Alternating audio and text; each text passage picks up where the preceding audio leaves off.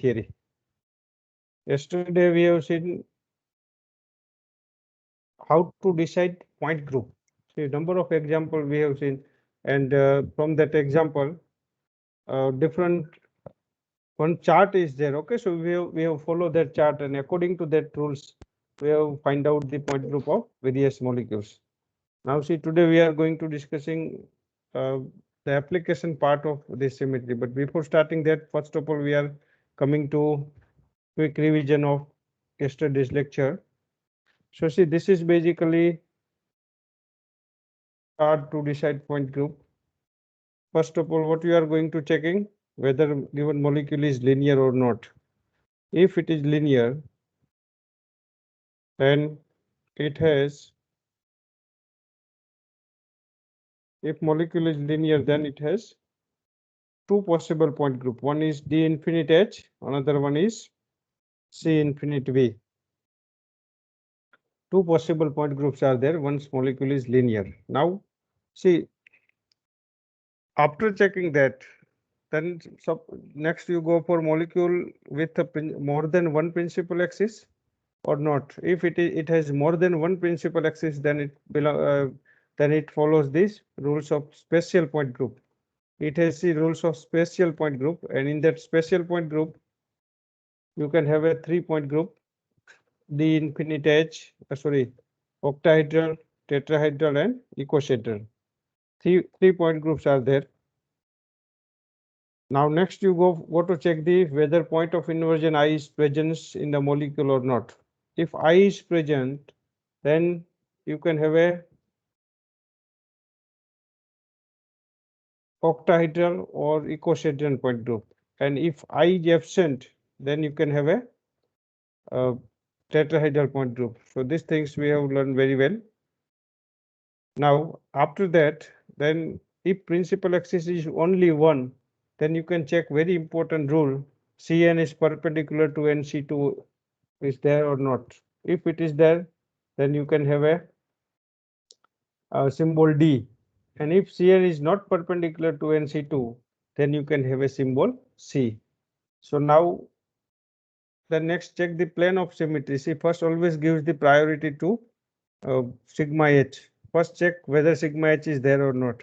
If sigma h is there, then you can have a point group that is D and H. If sigma h is not there, then next time check whether sigma d is present or not. Sorry, diagonal plane. Okay, so diagonal plane is there, then point group become D and D. And if diagonal plane is not present, then you can have a only D and point group. So these things is very, very important for whenever molecule obey this rule. If this rule is not followed, then you can have a symbol C. So in this case, what you can do? Check the sigma h first. If sigma h is present, then you can have a C and H point group.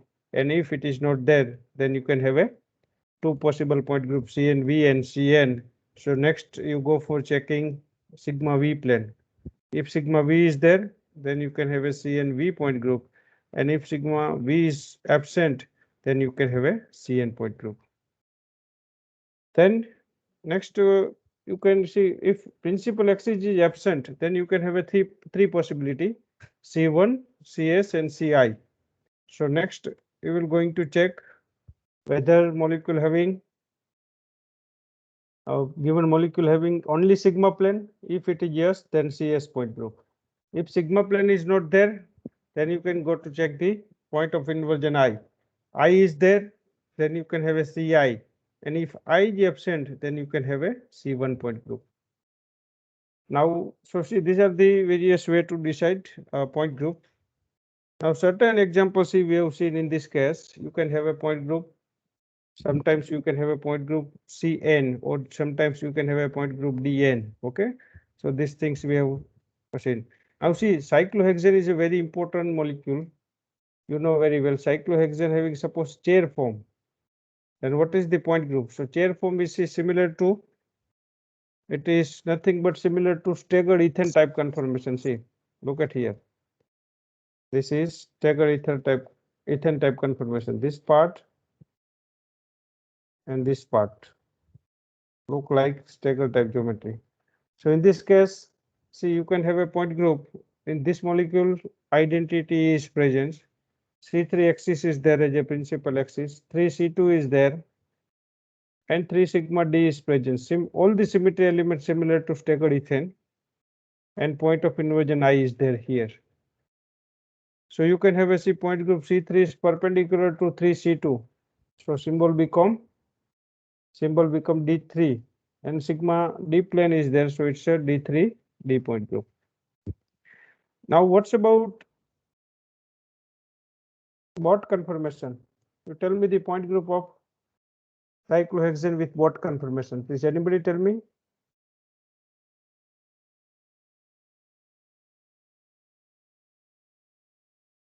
Sir इसमें C2 है sir axis, C2 आएगी, good. और sigma plane भी है C2 भी. See in Sir, the chair D3. form. Okay. See in the chair form we have written C3.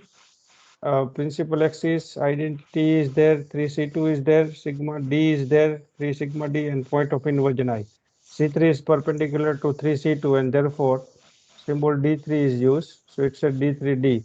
But in case of this type of Bott conformation, this axis become C2. This plane is sigma V. sigma V. This plane is also sigma V. sigma V. So point group become C2V. क्योंकि यहाँ पे C2 है उसको perpendicular, other 2C2 नहीं है. So Bott conformation is concerned, it's a C2V. Staggered और Eclipse ferrocene में तो आपको पता ही है. यहाँ पे मैं एक स्ट्रक्चर ड्रॉ कर रहा हूँ, सी फॉस्फोरस. यहाँ जो बेंजीन रिंग है उसको ऐसे ड्रॉ करता हूँ. यहाँ ये जो पार्ट है ना, ये पोर्शन, ये आपकी साइड है, समझ लो. This is on your side, और बाकी का जो पोर्शन है वो पीछे की साइड होगा. इसी तरह यहाँ पे भी सी रिंग अलग अलग प्लेन में है, सो प्लेन निकल जाएगा सी. इन दिस केस ये आपकी साइड है, बाकी का पोर्शन जो है ये पीछे की साइड है. बट ये जो डार्क वाला पोर्शन है वो आपकी साइड रहेगा.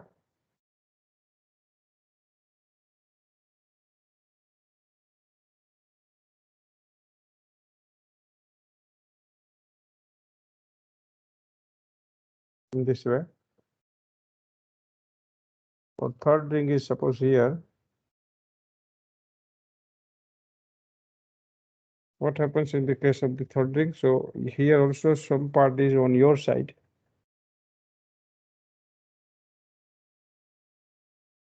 And other portion is on back side. Now you tell me what is point group for this molecule?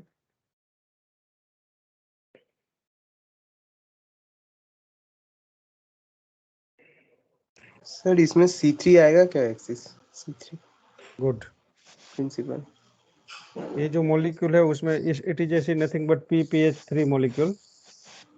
This is nothing but PPH3 molecule. So यहाँ it is a non-planar. Planar नहीं है, सारे atom एक ही plane में नहीं है. So definitely it's a C3 axis passing through center. यहाँ C3 axis है, वो सेंटर में से पास होगी इसी तरह.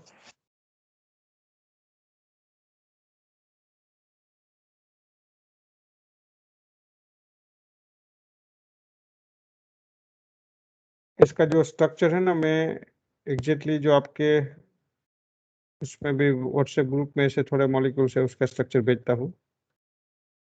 इसका मैं 3D स्ट्रक्चर आपके व्हाट्सएप ग्रुप में बाद में भेजूंगा, आप देख लेना. बट C3 अभी यहाँ 3C2 हम नहीं ले सकते. 3C2 इसलिए नहीं ले सकते क्योंकि ये रिंग है ना, यहाँ पे रिफ्लेक्ट होगी 180 पे. तो 120 एंगल है, 180 पे यहाँ पे आ जाएगी. So you can not have a C2. 3C2 आप नहीं ले सकते क्योंकि ये पोर्शन पीछे की साइड है, ये पोर्शन आगे की साइड है, ये डार्क वाला ये पीछे की साइड है. इसका मैं एग्जैक्ट आपको 3 डायमेंशनल स्ट्रक्चर दूंगा तो आपको पता चलेगा. जैसे आपने ये केस देखा था इसी तरह है. सी यहाँ ये आगे वाला पोर्शन जो है ना, ये पोर्शन वो फ्रंट साइड है, ये पोर्शन जो है ये फ्रंट साइड है, और ये बैक साइड है. जैसे आपने H3BO3 का स्ट्रक्चर देखा था, उसमें आपको पता है कि C3 है डेफिनेटली, बट ऐसे आप C2 नहीं ले सकते. ये यहाँ पे रिफ्लेक्ट होता था. सेम सिचुएशन इसमें होगी. So C it has only point group C3. But C suppose आपके पास ऐसे है ruthenium type complex, ruthenium ethylene diamine twice plus 2 ऐसे कॉम्प्लेक्स है। सो इस केस में इसका स्ट्रक्चर ऐसे आएगा, ऑक्टाहेड्रल ज्योमेट्री है। जो 3 ग्रुप है वो ऐसे आपकी साइड रहेगा, ऐसे ये आपकी साइड है NH CH2 CH2 NH, ये पीछे की साइड रहेगा। इसी तरह यहाँ पे भी 6 coordination number CNH CH2 CH2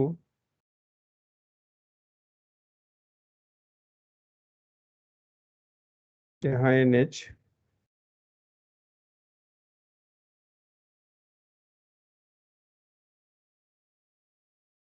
इसी तरह ये पीछे की साइड रहेगा।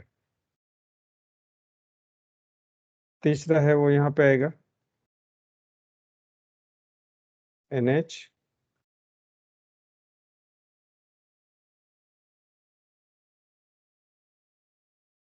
which one is principal axis? C4 C3 C3 आएगी। C ये C3 ये सर। 3 रिंग है, समझ लो ABC, वो एक दूसरे को 120 पे एंगल पे है, तो it's a C3। now how many C2 is there? in this case C2 is possible, यहाँ पे C2 पॉसिबल है। कितनी C2 है?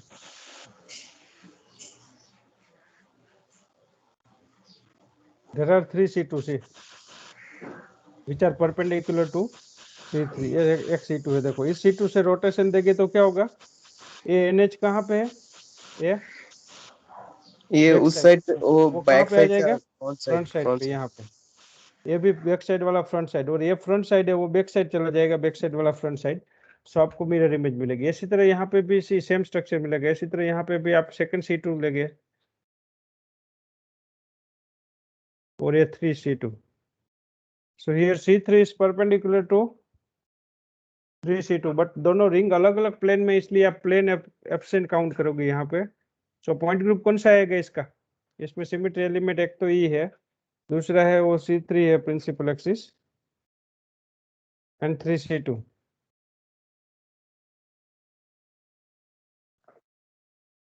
So point group become sir sigma H D3 D3 आएगा। सर सिग्मा एच है नहीं है। सिग्मा नहीं है ना इसमें, ये डार्क लाइन डॉटेड लाइन देता है तो प्लेन एब्सेंट है, पहले ही बताया था इसी तरह। अच्छा ये सपोज डार्क लाइन है, डॉटेड लाइन है, तो प्लेन हुआ है वो एब्सेंट हो जाएगा। ये अलग अलग प्लेन में आ गए दोनों, ऐसे ड्रॉ करते तो पॉसिबिलिटी रहती प्लेन की।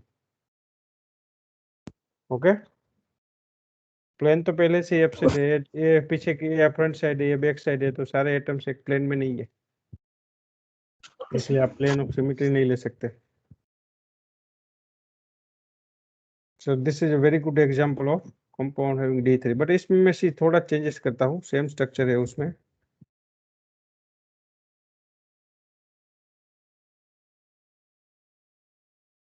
रुथेनियम ग्लाइसिनेटोलिगेन है, इसका मैं आपको 3 डायमेंशनल स्ट्रक्चर भेजूंगा, आप देख लेना।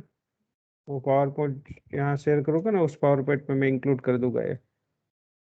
अभी ग्लाइसिनेटोलिगेन है तो ये भी 6 कोऑर्डिनेटेड कॉम्प्लेक्स हो गया। इसी तरह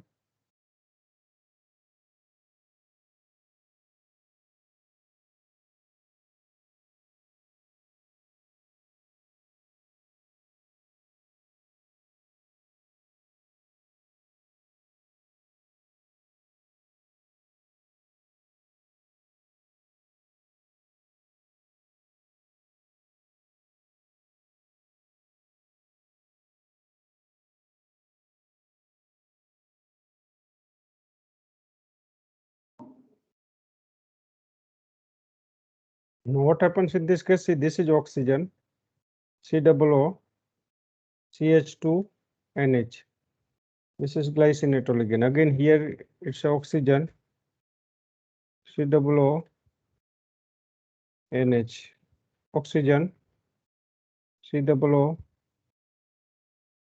NH. Now you tell me which one is principal axis?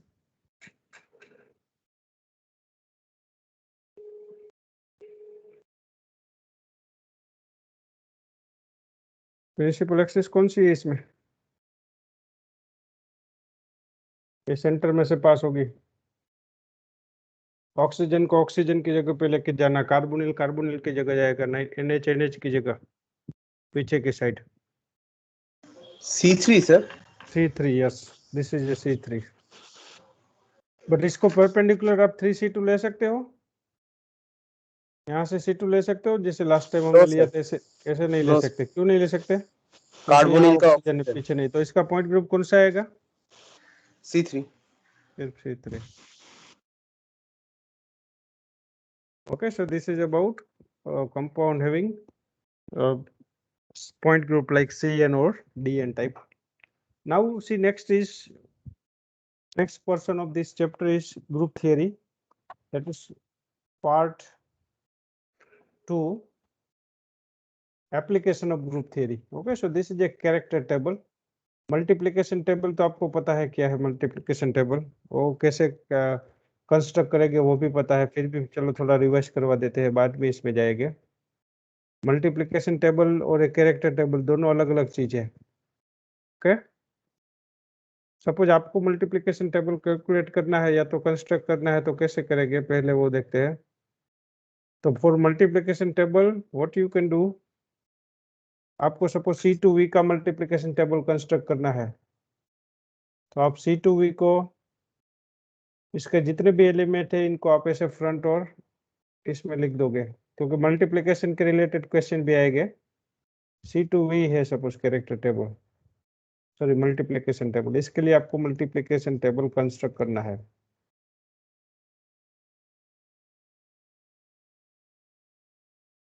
So for that, what you can do, you can take for example H2O molecule.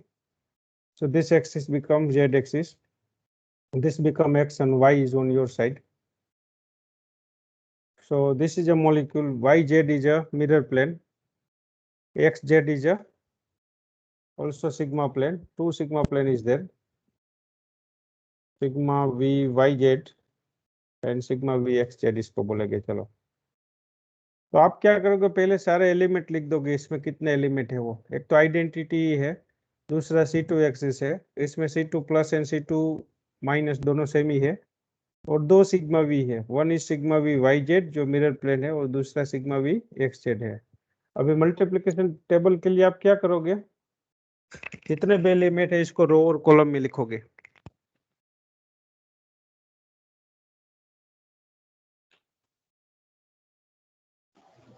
Same ही होगा सर, C2। जितने भी एलिमेंट है इसको आप रो और कॉलम में लिखोगे। C2V पॉइंट ग्रुप है, और यहाँ से आप सारे एलिमेंट है इसको E, 4 सर। ओके 4 एलिमेंट है, C2 and sigma V YZ and sigma VXZ.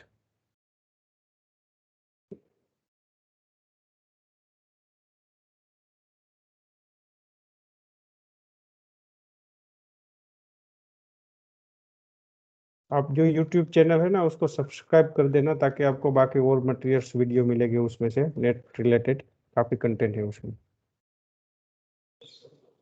So see, in this case what you can do, write down all the element into row and column in the same sequence, C2 sigma V YZ sigma V XZ। अब इसी 4 rules थे जो multiplication के। First is law of identity. Law of identity का meaning ये है कि आप कोई भी एलिमेंट को E से मल्टीप्लाई करोगे, so nothing is change in molecule, identity does not change. Law of identity,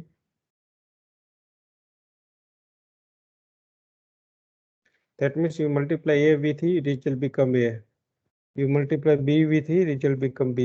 Okay, nothing is changed in molecule. Second जो था वो लॉ ऑफ मल्टीप्लिकेशन, ये इसमें हम यूज करेंगे। लॉ ऑफ मल्टीप्लिकेशन ये है, आप कोई भी 2 एलिमेंट का मल्टीप्लिकेशन करोगे तो आपको C जो मिलेगा वो सेम ग्रुप का एलिमेंट होगा।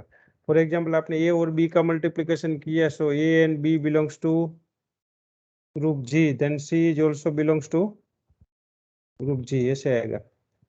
आप सपोज C2 और sigma V J Y Z का मल्टीप्लिकेशन करते हो तो इसका जो आंसर आएगा वो भी सेम ग्रुप का एलिमेंट होगा। थर्ड जो है वो लॉ ऑफ एसोसिएशन,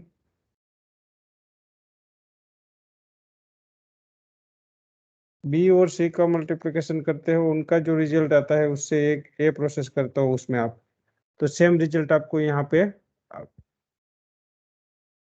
कैसे मिलेगा, ए और बी आप फर्स्ट करो, इसका जो रिजल्ट आता है उसमें आप सी प्रोसेस करो। ब्रैकेट वाली प्रोसेस आपको पहले करनी है इसमें, ये भी हम चेक करके देखेंगे। And fourth is a law of reciprocal, that is, what is law of reciprocal? आप कोई भी एलिमेंट है और उसका इनवर्स दो प्रोसेस टू टाइम्स रिपीट करते हो कोई process, so you will get a same structure. That means जो भी प्रोसेस है और उनकी अपोजिट प्रोसेस करते हो, so you will get same structure, law of reciprocal.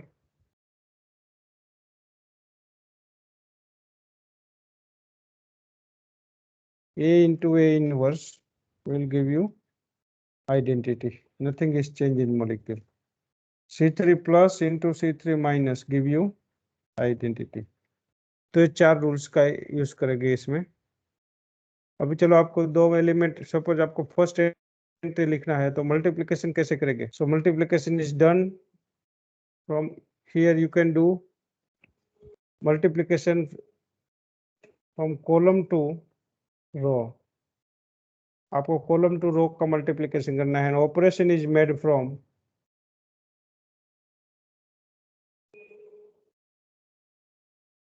Right to left. Okay, यहाँ कौन सा एंट्री आएगा? तो E cross E, column to row, but E के साथ किसी का भी आप मल्टीप्लिकेशन करोगे, so according to law of identity nothing is change in molecule. E into C2 that become C2, E into sigma v that become sigma v y z, E into sigma v x z that become sigma v x z. इसमें कोई changes नहीं होगा। इसी तरह यहाँ पे भी C2 आएगा, sigma v y z and sigma v x z. Now यहाँ जो एंट्री आएगी that is C2 into C2, column into row, C2 into C2। ये कैसे करेंगे? वाटर मॉलिक्यूल में आपको पहले राइट टू लेफ्ट प्रोसेस करना है, ऐसे पहले ये प्रोसेस करना है C2, एक बार anti clockwise rotation, so answer become this type. दोबारा आप C2 करोगे तो आपको सेम स्ट्रक्चर मिलेगा, तो इसमें से डायरेक्ट कैसे मिलेगा? कौन सा ऑपरेशन करके? E operation. तो आप लिखोगे C2 into C2 is equal to E. एक ने कोई भी जो इसमें सेम एलिमेंट है, एक कोई भी एक एलिमेंट हो, दोबारा रिपीट एक रो या तो एक कॉलम में रिपीट नहीं होगा, यहाँ आंसर ही मिलेगा। ई ऑपरेशन करोगे तो सेम स्ट्रक्चर मिलेगा। या चार में से ही आपको सोचना है कौन से प्रोसेस करें। चलो यहाँ कौन से किसका मल्टीप्लाई करेंगे यहाँ एंट्री के लिए, ये एंट्री के लिए?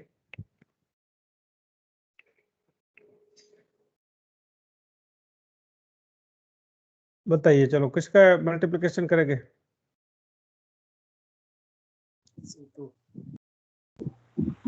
यहाँ पे मेरे को एंट्री चाहिए यहाँ पे।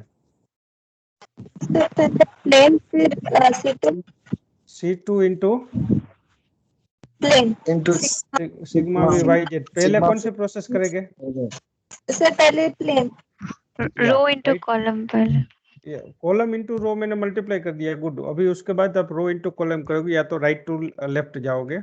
सो पहले आप ये करोगे sigma v y z, so this is a sigma v y z, ये ऑलरेडी हमने मार्क किया है। सो आप इसका रिफ्लेक्शन लेंगे तो ऑक्सीजन अपनी जगह पे रहेगा, H1 यहाँ पे आ जाएगा, H2 यहाँ पे। उसके बाद क्या करोगे?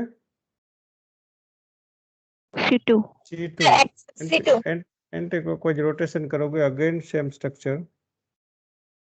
डायरेक्ट चाहिए तो एक तो ई ऑपरेशन से आ सकता है, बट ई एक बार यूज हो गया, तो क्या करेंगे?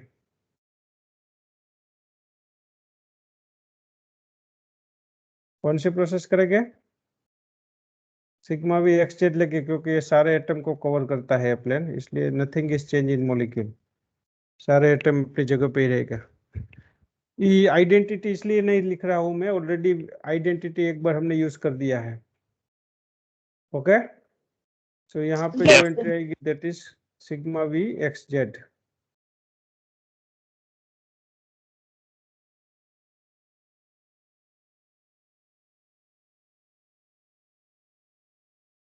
सिमिलर वे यहाँ पे सिग्मा वी वाई जेड आएगा, कैलकुलेट कर लेना। यहाँ जो एंट्री आएगी वो कैसे आएगी? Sigma v Sir, y z into C, C2। इसमें पहले कौन से प्रोसेस करेंगे? C2. C2 करेंगे इसी तरह। So, ऐसे आपको स्ट्रक्चर मिलेगा। उसके बाद आप करोगे sigma v y z, so again you will get mirror image. ये H1, यहाँ H2। ये स्ट्रक्चर सेमी स्ट्रक्चर डायरेक्ट लाना है तो एक ई ऑपरेशन से भी आ सकता है, but identity E V have already use, तो क्या करेंगे? Sigma X, sir.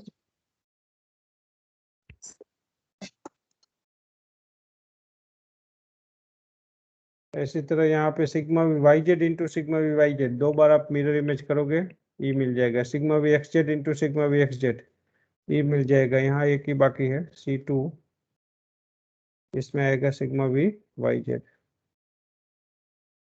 Okay, this is just Yes, one sir. Kind of practice. आपको कोई दो एलिमेंट का सपोज मल्टीप्लिकेशन पूछते हैं तो आप आराम से कर पाओ, इसलिए दो एलिमेंट का प्रैक्टिस है। कोई भी आप C2 एक्सिस का यूज करते हो तो क्या होता है? This is x axis, this is y, and z उनको परपेंडिकुलर रहेगी। ये यहाँ इस साइड जो एक्स है उसकी दो पॉसिबिलिटी है। कोई भी आप मॉलिक्यूल के लिए 3 कार्टेशियन एज्यूम करो।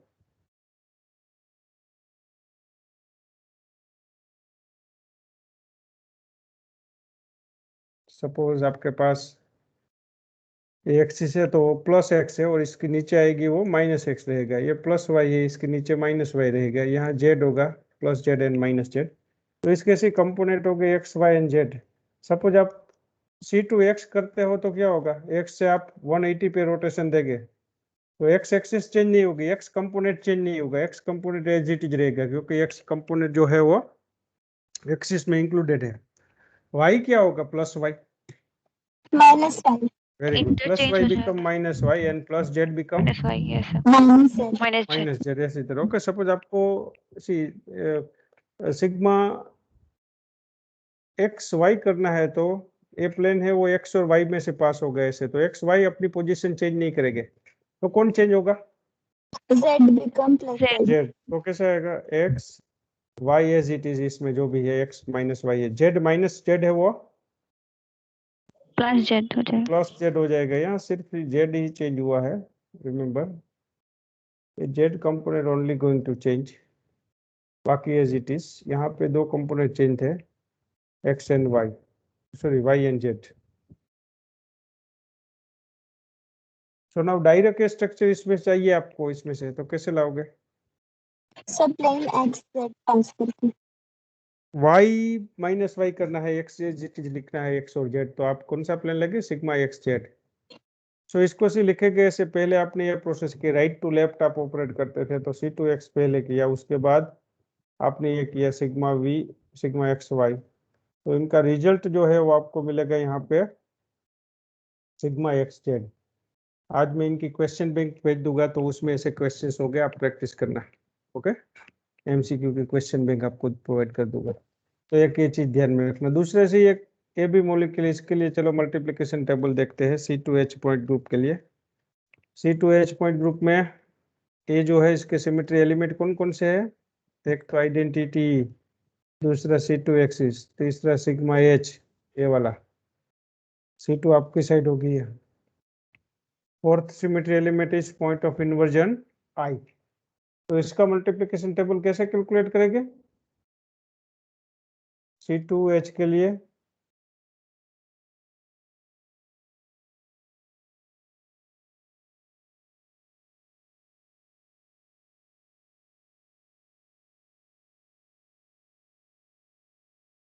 same way.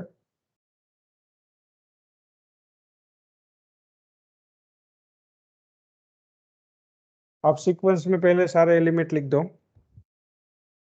यहाँ पे आप लिखोगे आइडेंटिटी, उसके बाद C2 and sigma H and point of inversion I। उसी सीक्वेंस में यहाँ लिखो। अभी आपको पता है ये आइडेंटिटी, लॉ ऑफ आइडेंटिटी से आप ऐसे लिख सकते हो। यहाँ पे C2 सिग्मा H और I। Now see how to get element here, C2 into C2 E हो जाएगा, sigma H into sigma H, I into I, दो बार आप रिफ्लेक्शन करोगे तो वो E हो जाएगा इसी तरह, इसमें कोई चेंजेस नहीं होगा। Now what you can do next?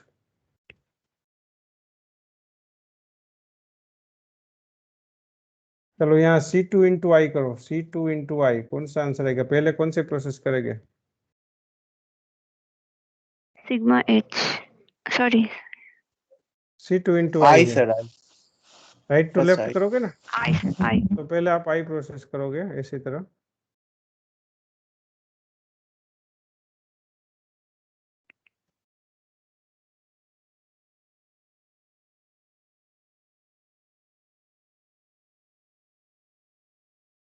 उसके बाद क्या करोगे? C2 आपकी साइड वाली C2 H1 H2 की जगह चला जाएगा इसी तरह, H1 यहाँ पर आ जाएगा, यहाँ 4 आएगा, यहाँ पे 3। ये स्ट्रक्चर डायरेक्ट चाहिए इसमें से। आइडेंटिटी तो हमने ऑलरेडी यूज कर दिया है, कौन सा एंट्री लगे अभी?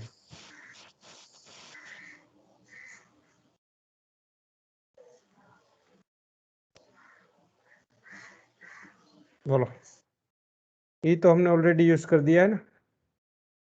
कैसे लाएंगे स्ट्रक्चर डायरेक्ट? सिग्मा H करेंगे के प्लेन। तो यहाँ पे जो आपका है C2 into I, ये C2 into I, यहाँ सिग्मा H आएगा। गुड, यहाँ C2 into सिग्मा H है तो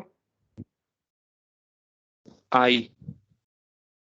पहले आपको सिग्मा H करना है, that is nothing is change in molecule, nothing is do in molecule.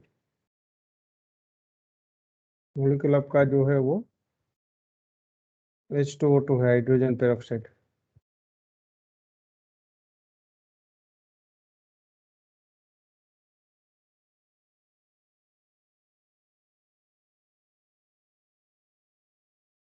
Sigma H करोगे एज इट इज रहेगा, कुछ भी चेंजेस नहीं होगा इसमें। उसके बाद I करोगे तो ऑक्सीजन आपस में चेंज हो जाएंगे, H1 यहाँ पे आ जाएगा, H2 यहाँ पे। तो C2 ऑक्सीजन करना है, I करना है। क्या तो C2 करना है ना, C2 C2 करना है, into या C2 करोगे तो आप ऑटोमेटिकली आ जाएगा। गुड, तो C2 ऑपरेशन करोगे तो ऑटोमेटिकली जो सेम स्ट्रक्चर, इक्विवेलेंट स्ट्रक्चर यहाँ मिल जाएगा।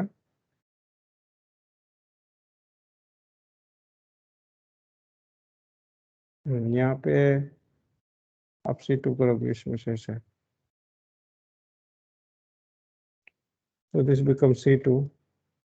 यहाँ पे भी इसी तरह C2 आएगा, यहाँ पे आप कैलकुलेट करोगे सिग्मा नहीं, H सर। into C2। बोलिए Sigma H into C2 है सर। जहाँ I ऑपरेशन किया है ना, वहाँ C2 करना है, क्योंकि C2 ओ into sorry sigma sorry, H यहाँ करते पे हैं ना। या C2 है तो यहाँ C2 आएगा। गुड, तो वो भी सेम ही रहेगा रिजल्ट। तो यहाँ आंसर कौन हाँ, सा आ यहाँ जाएगा? यहाँ आया। यहाँ आई। किसके लिए कर रहे थे हम? इनके लिए, C2 into सिग्मा H, तो यहाँ आंसर आएगा। गुड, क्योंकि एक एलिमेंट दोबारा रिपीट नहीं होगा। यहाँ से C2 और I दोनों का रिजल्ट सेम ही है, इसलिए सिर्फ आपको नंबर ही चेंज करना है। यहाँ I लिख दो। गुड, उसके बाद यहाँ पे सिग्मा H इंटू आप क्या करोगे? I, तो C2 हो जाएगा। ये तो करेक्ट है ना?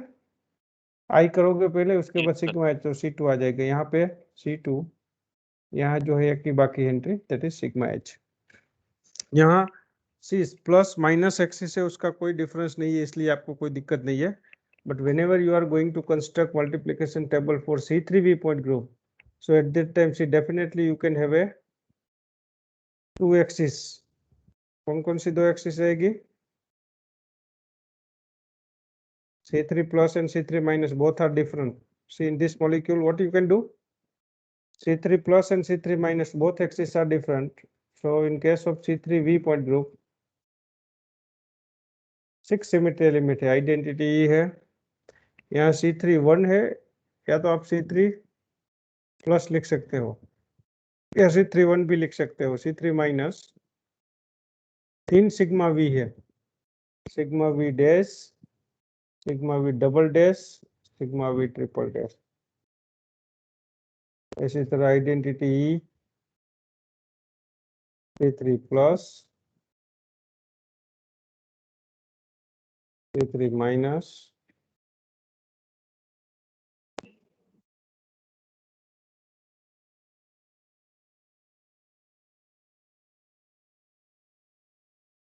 sigma V dash,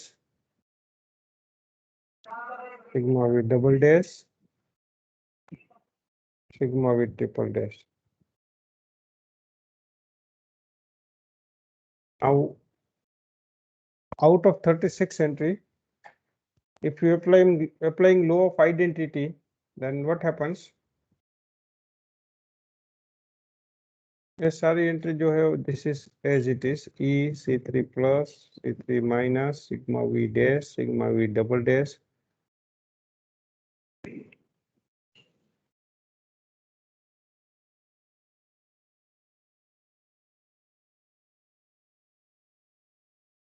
ये जो है ना आपका this is sigma V you can say dash, ये सिग्मा V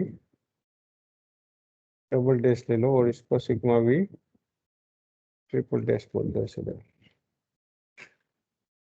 अभी आपको यहाँ जो एंट्री चाहिए वो C3 plus into C3 plus है, what is its result? Identity. हाँ वो गलती कर देंगे आप, C3 क्योंकि minus ये आपने क्लास में भी सेम गलती की थी जब यस सर, ऑफलाइन कर यस रहे सर, थे, यस। बिकॉज दोनों अलग अलग है। C3 प्लस करोगे तो H1 कहाँ जाएगा? पीछे जाएगा। C3 plus means anti clockwise rotation, C3 plus into C3 plus,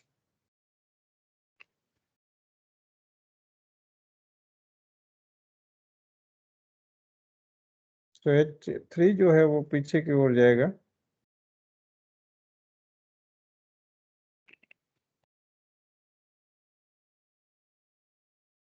ये पीछे चला जाएगा H1, H2 जो पीछे है वो आगे आ जाएगा, यहाँ पे H3। दोबारा आप C3 प्लस करोगे तो anti clockwise turn, what happens? H1 आगे आ जाएगा यहाँ पे, H2 जो पीछे है वो आगे, सॉरी H2 जो यहाँ फ्रंट साइड है वो H3 की जगह आ जाएगा यहाँ पे, एंड H3 पीछे चला जाएगा। डायरेक्ट के स्ट्रक्चर इसमें से चाहिए तो क्या करोगे? C3 minus C3 माइनस, एक बार क्लॉकवाइज रोटेशन देंगे तो पीछे वाला यहाँ आ जाएगा, H1 यहाँ पे, H3 पीछे, तो यहाँ आंसर आएगा C3 माइनस। इसी तरह C3 minus into C3 minus, तो आंसर आएगा C3 प्लस। चलो यहाँ जो एंट्री आएगी वो C3 plus into C3 minus, वो बताओ। C3 identity प्लस वो तो into identity C3 minus, good. ये लॉ ऑफ रेसिप्रोकल है। एक बार आपने जो प्रोसेस की है 120 पे रोटेशन देने की, उसका आपने एग्जैक्टली अपोजिट किया है। Okay, so it is called law of reciprocal, so this is E। C3 minus into C3 plus भी E रहेगा। अभी एक ये एंट्री लिखते हैं, उसके बाद दो ऐसे ही लिख देंगे। यहाँ पहली वाली C3 plus into sigma V dash, पहले ये करते हैं। पहले कौन सी प्रोसेस करेंगे? सिग्मा V डैश पहले करेंगे।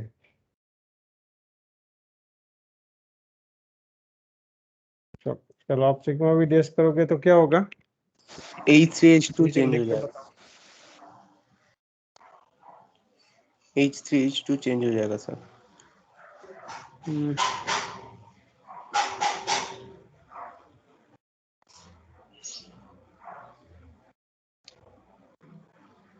In this case, C3 sigma V yes means H1 remains as it is. H1 change नहीं होगा, वो अपनी जगह पे ही रहेगा. H2 and H3 can change their position. यहाँ पे H2 आ जाएगा, यहाँ पे H3 आ जाएगा. उसके बाद आप करोगे C3 plus. What happens when you do C3 plus?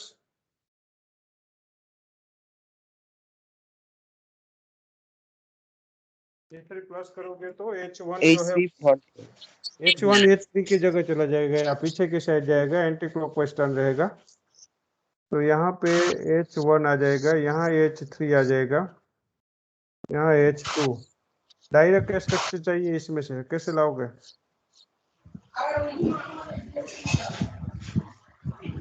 आप कंपेयर करो कौन सा एटम है वो इसमें सिग्मा अपनी जगह प्लेन पे. जो होगा, मतलब इसमें सिग्मा V ट्रिपल डैश.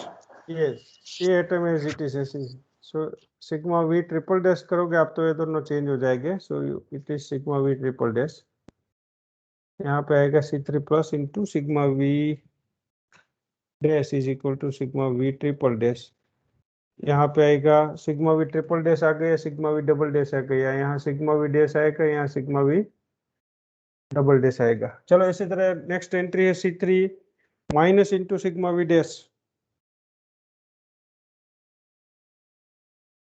तो 3 एंट्री कंप्लीट करो.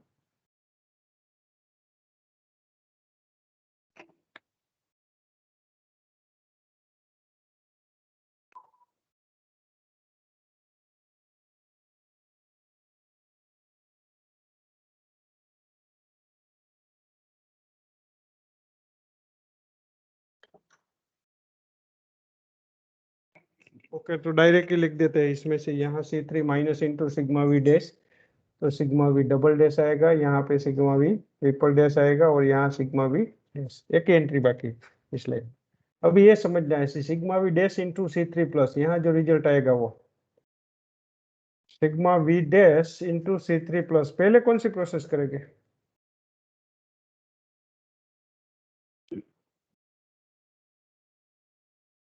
पहले कौन सी प्रोसेस करेंगे? सर बोलिए.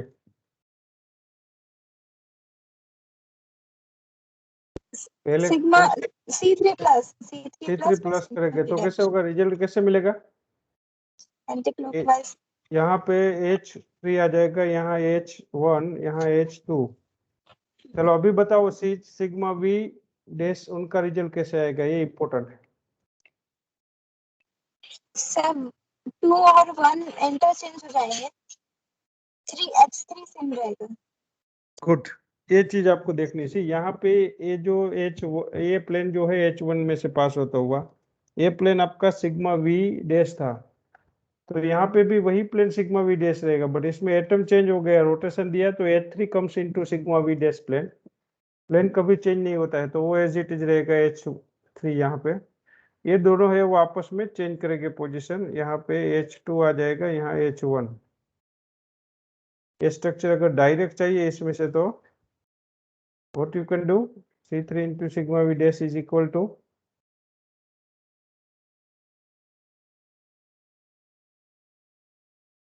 Sir sigma V double dash. नहीं, कौन सा वो डे प्लेन ले लो. Sigma sigma V v triple dash. Sorry, double sigma dash double dash ही रहेगा, ये अपने जगह पे रहेगा sigma V double dash. H2 के पास डबल डैश. तो यहाँ पे सिग्मा वी डबल डैश आ जाएगा. ओके, इसी तरह sigma we dash into C3 minus 1 है, तो सिग्मा वी ट्रिपल डैश एक ही बाकी रहा. Sigma we dash into sigma we dash 2 बार करोगे तो ये आ जाएगा sigma V double dash into sigma V double dash. ये सारी ये एंट्री हो जाएगी. Sigma we dash into sigma V double dash, दो प्लेन का मल्टीप्लीकेशन करते हैं भाई. Sigma we dash into sigma V double dash, दो प्लेन है उनका मल्टीप्लीकेशन देखते हैं.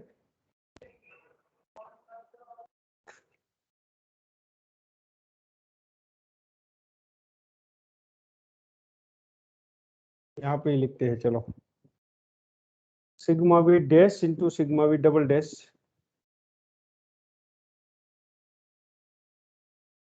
पहले क्या करोगे आप इसमें, सिग्मा वी डबल डैश करोगे तो कौन एटम अपनी जगह पे रहेगा?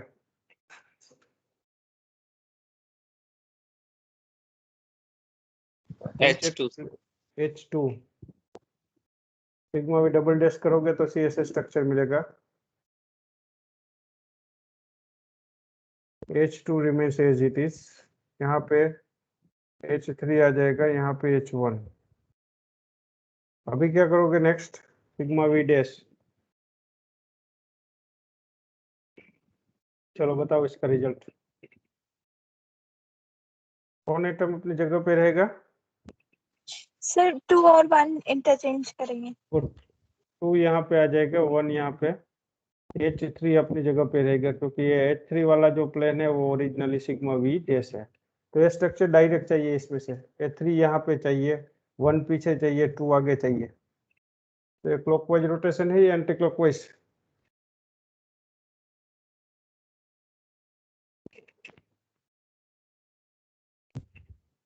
वन Clock- पीछे चाहिए क्लॉक। नहीं, so आप क्या लिखोगे? सी क्या लिखोगे? C3 प्लस लिखोगे या C3 माइनस? H1 पीछे, H2 आगे आ सर सॉरी जाएगा, C3 plus plus anti C3 clockwise plus. Okay, rotation. Anti clockwise rotation के लिए हम प्लस यूज करते हैं। So this become C3 plus.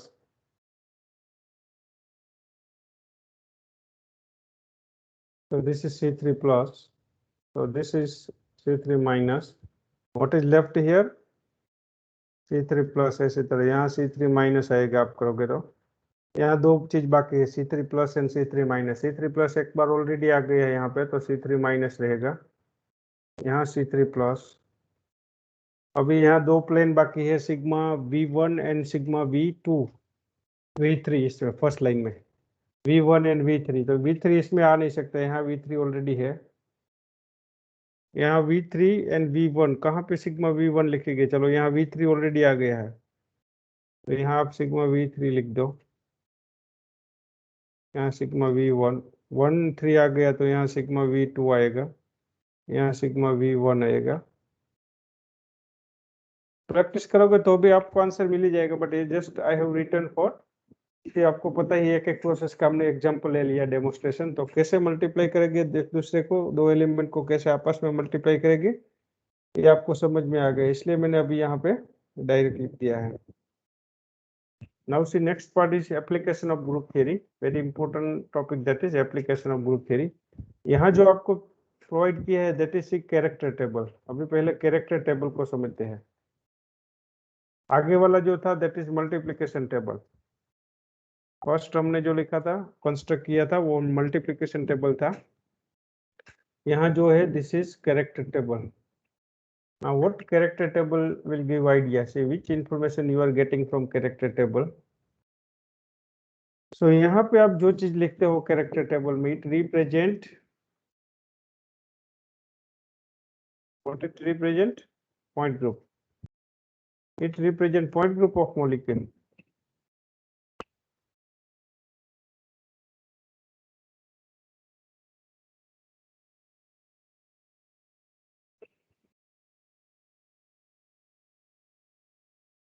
This represent point group of molecule। ये सारे यहाँ जो लिखा है एंट्री, वो सब सिमेट्री एलिमेंट है।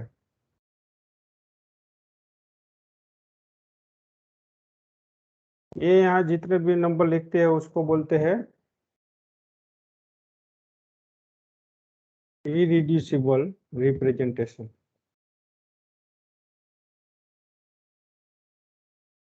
ये जो सारे है A1 A2 E, ये सारे इरिड्यूसिबल रिप्रेजेंटेशन है। Ultimately it is nothing but Mulliken term. Okay, यहाँ तक समझ में आ गया? Yes sir. अभी जो बाकी एंट्री लिखी है 1 -1 0 +2, ये सारी एंट्री उसको कैरेक्टर बोलते हैं। This all are the character.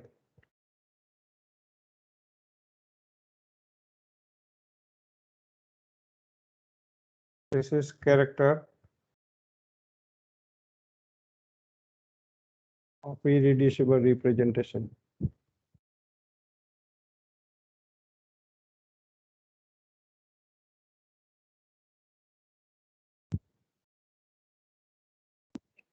सारे जो है वो कैरेक्टर्स है, उसको irreducible character of irreducible representation बोलते हैं। और ये जो है first entry that is character of E, identity E के जितने भी कैरेक्टर्स है यहाँ पे, इस कैरेक्टर को क्या बोलेंगे? Dimension of irreducible representation.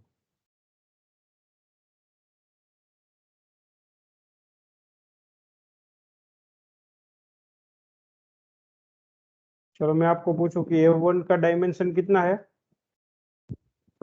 A1 का डायमेंशन +1. +1 है, that means it's a unidimensional monodimensional. Plus ही होगी, ऑलवेज ई एंट्री प्लस ही होती है। A2 का डायमेंशन वो भी यूनिडायमेंशनल है, मोनोडायमेंशनल। ई है वो, इट्स अ 2 डायमेंशनल रिप्रेजेंटेशन। ये सारे 1 डायमेंशनल है, 1 डायमेंशनल रिप्रेजेंटेशन ये दोनों, और ये 2 डायमेंशनल रिप्रेजेंटेशन है। इसी तरह तो इनको डायमेंशन बोलते हैं। यहाँ जो कंपोनेंट लिखते हैं फर्स्ट लाइन में, जो ये X Y Z, what represent X Y Z? X Y Z is called translation component.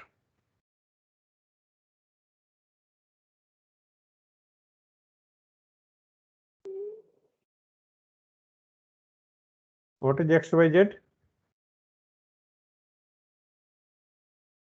X Y Z जो है वो ट्रांसलेशन कंपोनेंट है। Translation component. R X R Y R Z है वो rotational. these are the rotational।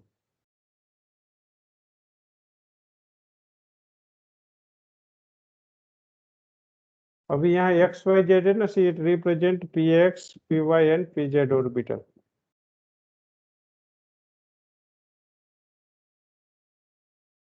ये x square plus y square है। What is x square plus y square? It's a derivative of cartesian coordinate. X square plus y square है, it represent which orbital? S orbital. बाकी बचे हैं z square, x square minus Y square, x Y Y Z x z, ये सारे जो है this represent D orbital. Z square means D Z square orbital. X square minus Y square means it's a dx square minus y square orbital, or xy means dxy, yz means dyz, and xz means dxz orbital। ये सारे इसको बोलते हैं cube of cartesian coordinate. वहां जाने की जरूरत नहीं है, यहाँ तक ही इनफ है। अभी इसमें दो तरह की एक्टिविटीज होती है, वो भी हम लिख सकते हैं। That is one is Raman activity, another is IR activity. कौन सा मोड आईआर एक्टिव है, कौन सा मोड रामन एक्टिव है? आईआर एक्टिविटी के लिए चेंज इन डाइपोल मोमेंट होना चाहिए।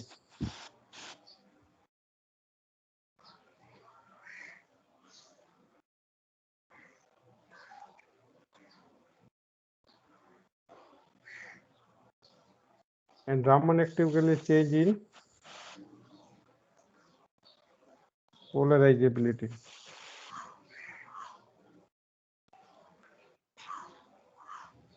तो पोलराइजेबिलिटी के कंपोनेंट है वो ये सारे हैं डेरिवेटिव वाले। X square minus Y square, Z square x Y Y Z x Z, और यहाँ जो कंपोनेंट है वो एक्स वाई एंड जेड। ये सारे जो है जेड है एक्स वाई है, ये सारे इसमें आएंगे, वो आईआर एक्टिविटी रिप्रेजेंट करते हैं।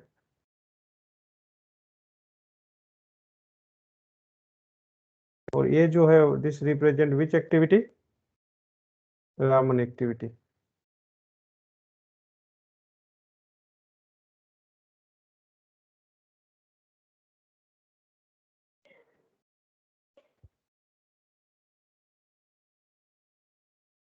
इसी तरह